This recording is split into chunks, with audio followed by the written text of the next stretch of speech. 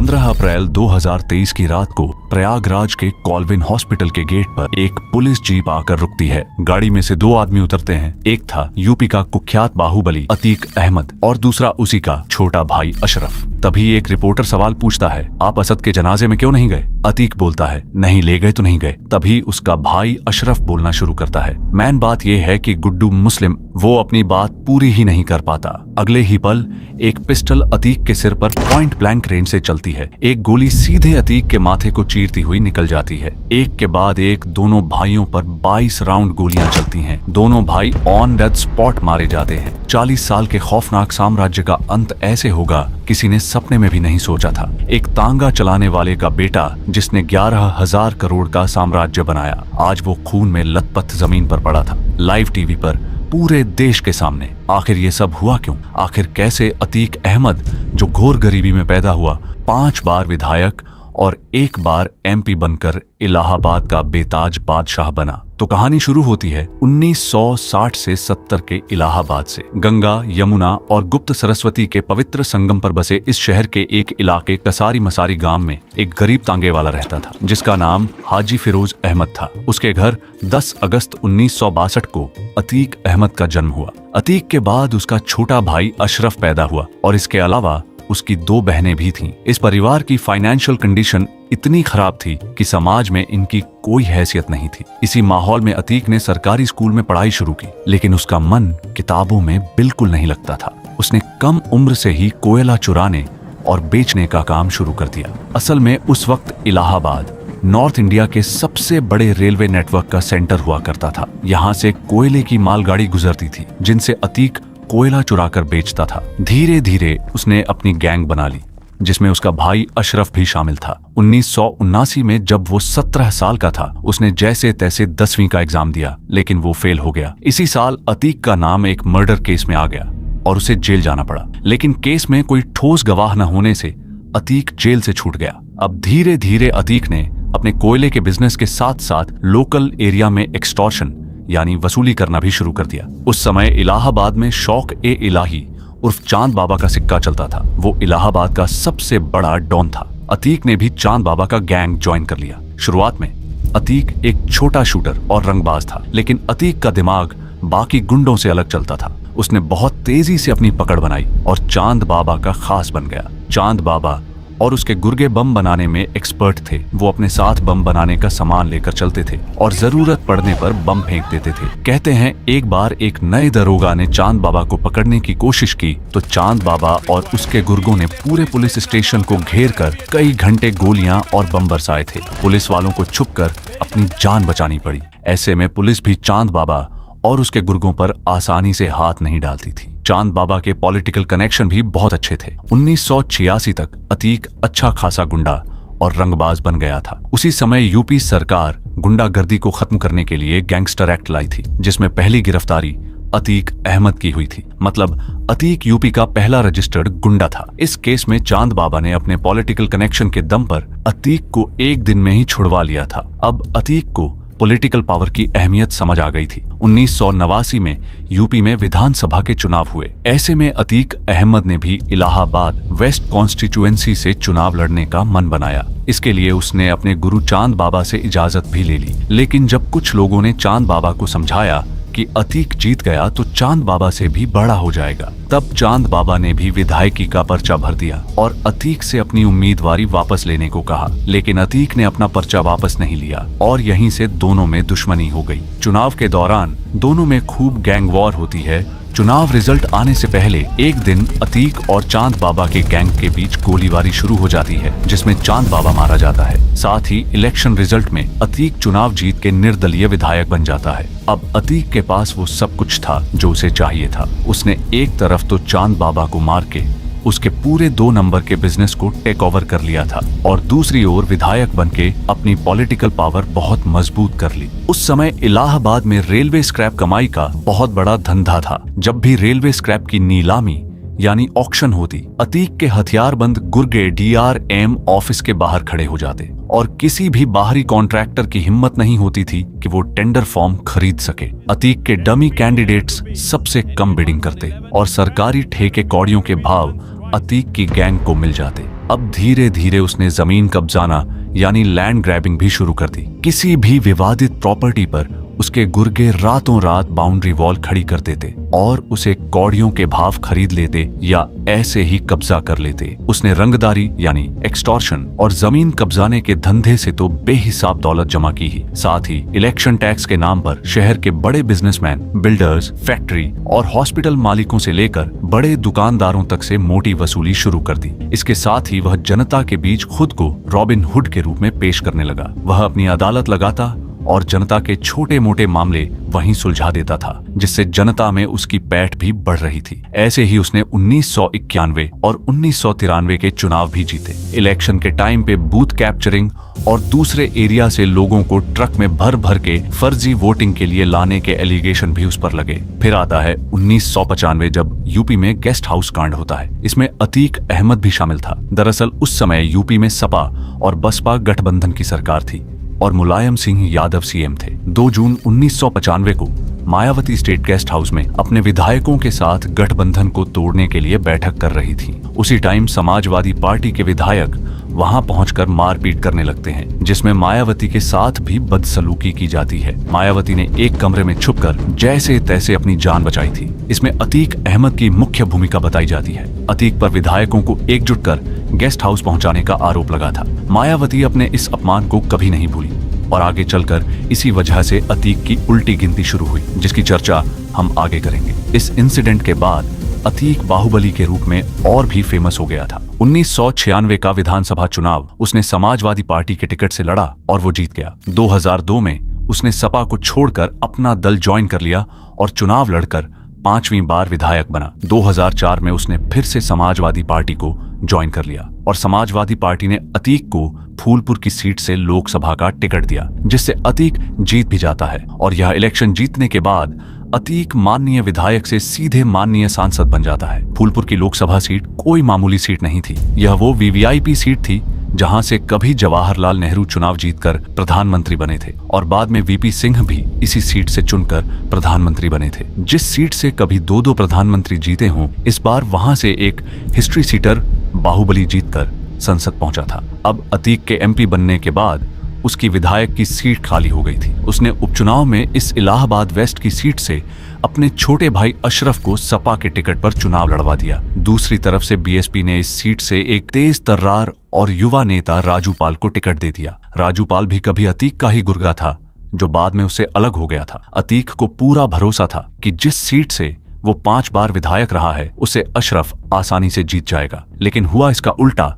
राजू पाल 4000 वोटों से जीतकर विधायक बन गया। यह हार अतीक को बिल्कुल बर्दाश्त नहीं हुई। यह अतीक के गाल पर जबरदस्त थप्पड़ था। इसी बीच 16 जनवरी 2005 को राजू पाल की शादी पूजा पाल से होती है। शादी के 9 दिन बाद 25 जनवरी को दोपहर 3 बजे विधायक राजू पाल अपने गांव जा रहा होता है। वह अपनी टोयोटा क्वालिस गाड़ी में था, साथ में 2 लोग और थे। तभी 2 गाड़ियों ने उसे ओवरटेक करके रोक लिया। 6 से ज्यादा शूटर्स ने उसकी गाड़ी को घेर लिया। राजू पाल अपनी गाड़ी से उतरकर भागता है। उन्होंने AK-47 से अंधाधुंध फायरिंग शुरू कर दी। भागते हुए राजू पाल के शरीर में 15 से ज्यादा गोलियां दागी गईं, जिससे वो गिर गया। इसी बीच राजू पाल के समर्थक वहां पहुंचे और उसे टेम्पो में पटककर हॉस्पिटल की तरफ भागे। जब हमलावरों ने देखा तो उन्होंने टेम्पो का पीछा कर उनके ऊपर फायरिंग शुरू कर दी। 5 किलोमीटर तक रास्ते भर टेम्पो पर गोलियां चलती रहीं। हॉस्पिटल पहुंचने से पहले ही राजू पाल ने दम तोड़ दिया। 9 दिन पहले दुल्हन बनी पूजा पाल विधवा हो गई थी।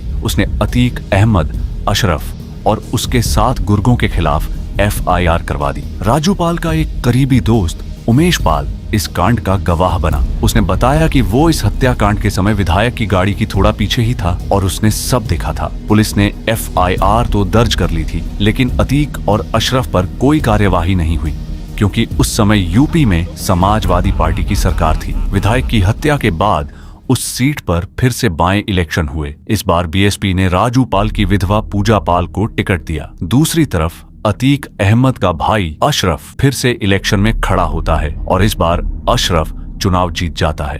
अब अतीक MP था, उसका भाई MLA था और यूपी में समाजवादी पार्टी की सरकार थी। इसके बाद 28 फरवरी 2006 को उमेश पाल जो राजू पाल हत्याकांड का की आई विटनेस था, उसे इलाहाबाद के फांसी घर एरिया से किडनैप कर लिया गया। उसे अतीक के चकिया ऑफिस ले जाया गया, जहां रात भर बंधक बनाकर उसे बेरहमी से मारा गया और बिजली के झटके दिए गए। सुबह कोर्ट में जाकर एक एफिडेविट पर साइन करवाया गया कि मैं राजू पाल की हत्या के समय वहां था ही नहीं और न ही मैंने कुछ देखा था। अतीक को लगा कि उसने सिस्टम को फिर से हरा दिया है, लेकिन याद रखना, यही उमेश पाल और उसका ये किडनैपिंग केस अतीक के लिए सबसे बड़ी गलती साबित होने वाला था, जिसकी चर्चा हम आगे करेंगे। 2007 तक अतीक का इलाहाबाद में एक तरफा दबदबा था। इसके बाद 2007 में ही यूपी में इलेक्शन होते हैं और इस बार सपा को हराकर बीएसपी यूपी में अपनी सरकार बना लेती है। मायावती सीएम बन जाती है। अशरफ जिस सीट से विधायक था, उस पर राजू पाल की विधवा पूजा पाल बीएसपी के टिकट से जीतकर विधायक बन जाती है। अब अतीक के बुरे दिन शुरू हो जाते हैं। मायावती अभी भी गेस्ट हाउस कांड को भूली नहीं थी। उन्होंने अतीक के खिलाफ एक प्रकार का ऑपरेशन शुरू कर दिया। अतीक अंडरग्राउंड हो गया।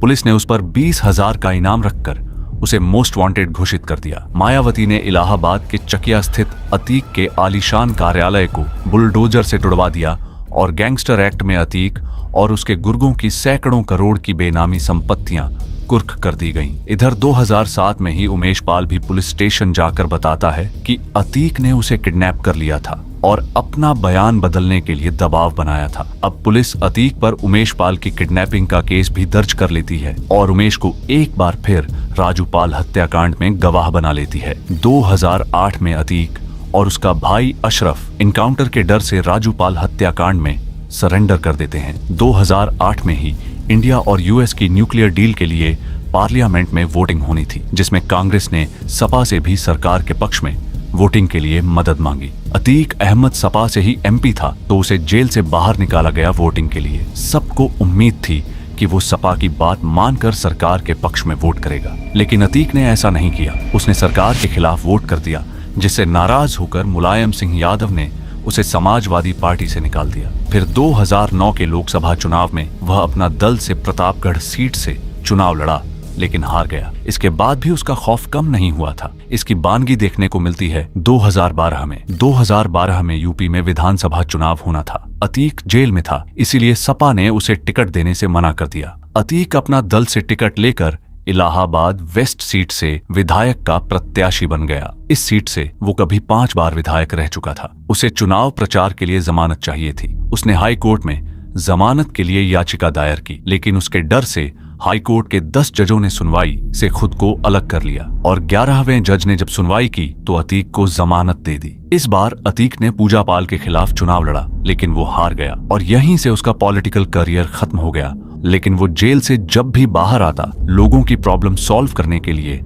अदालत टाइप लगाता रहता था। ऐसे ही जब वो 2016 में बाहर था तो उसे शिकायत मिलती है कि इलाहाबाद की सैम हिगनबॉटन यूनिवर्सिटी ऑफ एग्रीकल्चर ने 2 लड़कों को चीटिंग की वजह से एग्जाम देने से मना कर दिया। वो लड़के अतीक के पास जाते हैं। अतीक भीड़ लेके यूनिवर्सिटी में घुस जाता है। वह वहां तोड़ फोड़ और मारपीट करता है, जिसका वीडियो वायरल हो जाता है, जिससे बहुत हंगामा होता है और अतीक को फिर से जेल में डाल दिया जाता है। फिर आता है 2017, जिसमें यूपी में सत्ता पलट जाती है और योगी आदित्यनाथ की सरकार बनती है। इस सरकार का प्राइम फोकस माफिया राज खत्म करने पर था, लेकिन अतीक पर सरकार फिर भी लगाम नहीं लगा पाई थी। उस समय वो देवरिया जेल में बंद था। 2018 में लखनऊ में एक बिजनेसमैन था, मोहित जायसवाल। अतीक के 2 बेटे उसे किडनैप करके देवरिया जेल ले जाते हैं, जहां उसे मारा पीटा जाता है और उसकी 40 करोड़ की कंपनी को अतीक अपनी फैमिली के नाम करवा लेता है। इसी इंसिडेंट से अतीक के सिस्टम में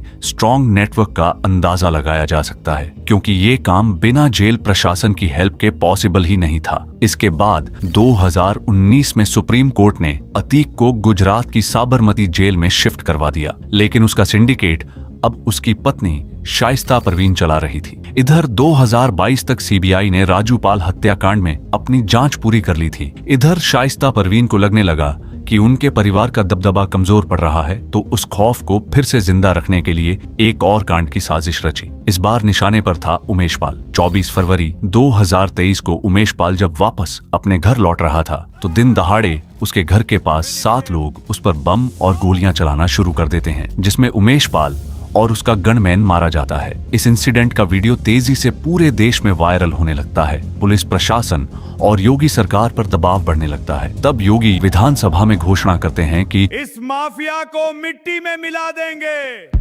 यूपी पुलिस ने टोटल 7 लोगों को इस इंसिडेंट के लिए आइडेंटिफाई किया, जिसमें अतीक का तीसरे नंबर का बेटा असद भी शामिल था। इंसिडेंट के 3 दिन बाद 27 फरवरी को इस हत्याकांड में शामिल अरबाज को पुलिस एनकाउंटर में मार गिराती है। फिर 6 मार्च को एक और आरोपी विजय चौधरी उर्फ उस्मान का एनकाउंटर हो जाता है। इसी बीच 2006 का जो उमेश पाल की किडनैपिंग वाला केस था, उसमें अतीक को दोषी करार दे दिया जाता है। उसे उम्र कैद की सजा होती है। वैसे तो अतीक के ऊपर 100 से ज्यादा केस थे, लेकिन ये पहली बार था जब उसे किसी केस में सजा मिली थी। अतीक को इसी केस की सजा की सुनवाई के लिए साबरमती जेल से यूपी लाया जाता है और उसके भाई अशरफ को बरेली जेल से प्रयागराज लाया जाता है। उस समय अतीक को साबरमती से यूपी लाना भी एक बहुत बड़ा तमाशा बन गया था। पूरे देश की मीडिया ने 1 सेकंड के लिए भी अतीक की गाड़ी का साथ नहीं छोड़ा था, क्योंकि मीडिया को लग रहा था कि 10 जुलाई 2020 को जिस तरह कानपुर के गैंगस्टर विकास दुबे की गाड़ी पलटी थी और उसका एनकाउंटर हुआ था, ऐसा ही कुछ अतीक के साथ हो सकता है। हालांकि ऐसा कुछ नहीं हुआ। अतीक और अशरफ दोनों भाइयों को प्रयागराज जेल में ले आया जाता है। फिर 13 अप्रैल 2023 को उमेश पाल हत्याकांड में शामिल अतीक के बेटे असद और उसके साथी गुलाम को झांसी में पुलिस द्वारा एनकाउंटर में मार दिया जाता है। जब प्रयागराज कोर्ट में अतीक को ये खबर दी जाती है तो वो फूट फूट के रोने लगता है। 15 अप्रैल को असद को प्रयागराज के कसारी मसारी कब्रिस्तान में सुपुर्द ए खाक किया गया। 15 अप्रैल को अतीक और अशरफ को रूटीन मेडिकल चेकअप के लिए धूमगंज पुलिस स्टेशन से 10 मिनट की दूरी पर स्थित कॉल्विन अस्पताल लाया जाता है, जहां मीडिया रिपोर्टर्स की भीड़ थी। उसी भीड़ में 3 शूटर भी शामिल थे, जिनके पास NCR न्यूज नाम के एक फर्जी न्यूज चैनल की माइक आईडी और एक पुराना डमी वीडियो कैमरा था। ये तीनों अतीक और अशरफ को मार देते हैं। मरने के बाद ये अपने हथियार नीचे फेंक कर सरेंडर कर देते हैं और पुलिस इन्हें गिरफ्तार कर लेती है। अतीक और अशरफ को कसारी मसारी के कब्रिस्तान में उसके बेटे असद के पास ही सुपुर्द ए खाक कर दिया गया। तो अब सवाल यह है कि ये तीनों शूटर कौन थे? इन्होंने अतीक और अशरफ को क्यों मारा? इनकी हेल्प कौन कर रहा था? इनमें पहला शूटर था लवलेश तिवारी, जिसकी उम्र 22 साल थी। वह यूपी के बांदा का रहने वाला था। दूसरा था अरुण मौर्य, जो 18 साल का था, जो रहने वाला तो यूपी के कासगंज का था, लेकिन उसका बचपन हरियाणा के पानीपत में बीता था। और तीसरा था मोहित उर्फ सनी सिंह, जो 23 साल का था। वो यूपी के हमीरपुर का रहने वाला था। इस मर्डर की जांच के लिए एक SIT बनाई गई थी। SIT की 2000 पन्नों की चार्जशीट में जो सच सामने आया वह और भी ज्यादा शॉकिंग था। इन्वेस्टिगेशन के मुताबिक इस हत्या का कोई बड़ा मास्टरमाइंड नहीं था। मोहित उर्फ सनी सिंह इस हत्याकांड का मुख्य साजिश करता था। उसने लवलेश और अरुण को साथ लेकर अंडरवर्ल्ड में अपना बड़ा नाम कमाने के लिए इस मर्डर को अंजाम दिया था। लेकिन यहाँ इन्वेस्टिगेशन में बहुत बड़ा गैप है। आखिर बेरोजगार और छोटे गुंडों के पास 6 से 8 लाख रुपए कीमत की विदेशी प्रतिबंधित जिगाना पिस्टल्स कहां से आईं? उनकी फंडिंग किसने की? यह सवाल आज भी एक अनसुलझी पहेली है।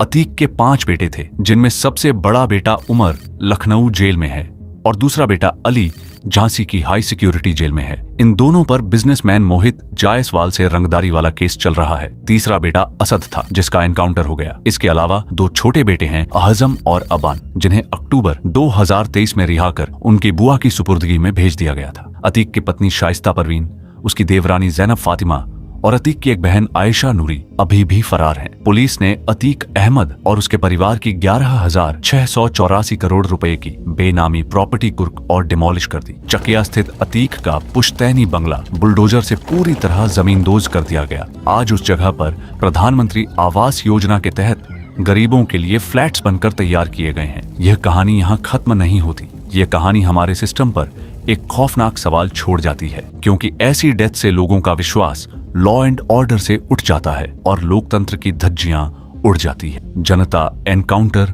और बुलडोजर को ही न्याय मानने लगती है और फिर सिस्टम इसका मिसयूज करने लगता है। इसके बारे में आपका क्या सोचना है? कमेंट में बताएं और ऐसे ही वीडियोस देखने के लिए चैनल को सब्सक्राइब कर लें।